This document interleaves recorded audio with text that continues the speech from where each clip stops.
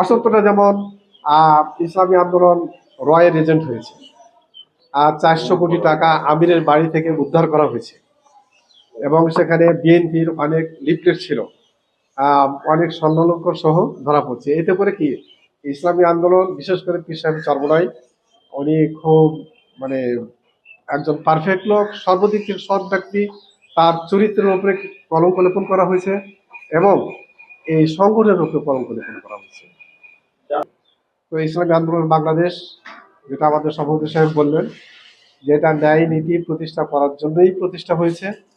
আমাদের সমস্ত রাজনীতিগুলোই গঠনমূলক, কোনো ভাঙচুরের রাজনীতি আমরা করি না। এবং ইসলামী আন্দোলন বাংলাদেশ কোনো লেজুর ভিত্তিক রাজনীতি করে না। কোনো দলকে ক্ষমতায় বসানোর জন্য, আবার কোনো দলকে নিছক ক্ষমতা থেকে নামানোর জন্য ইসলামী আন্দোলন রাজনীতি করে না। ইসলামী আন্দোলন একটা আদর্শভিত্তিক কোরআন এবং সুন্নাহ সমাজে প্রতিষ্ঠা করার জন্য রাজনীতি করে। তো এই 5ই আগস্টের প্রেক্ষাপটে যেহেতু একটা বিভিন্ন সমালোচনা হচ্ছে, আমরা আশা করছি আপনাদের থেকে যে আপনাদের সঠিক সংবাদ পরিবেশনের মাধ্যমে এই জাতি সঠিক তথ্যগুলো পেয়ে যাবে।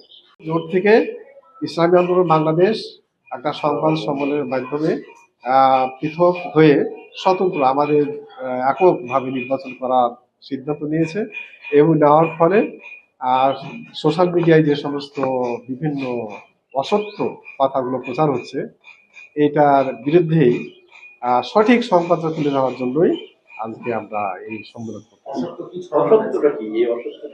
অসত্যটা যেমন ইসলামী আন্দোলন রয়ের এজেন্ট হয়েছে, আর 400 কোটি টাকা আমিরের বাড়ি থেকে উদ্ধার করা হয়েছে এবং সেখানে বিএনপির অনেক লিফলেট ছিল, অনেক স্বর্ণালঙ্কার সহ ধরা পড়ছে। এতে করে কি ইসলামী আন্দোলন, বিশেষ করে পীর সাহেব চরমোনাই, উনি খুব একজন পারফেক্ট লোক, সর্বদিক থেকে সৎ ব্যক্তি, তার চরিত্রের উপরে কলঙ্ক লেপন করা হয়েছে এবং এই সংগঠনের উপরে কলঙ্ক লেপন করা হয়েছে।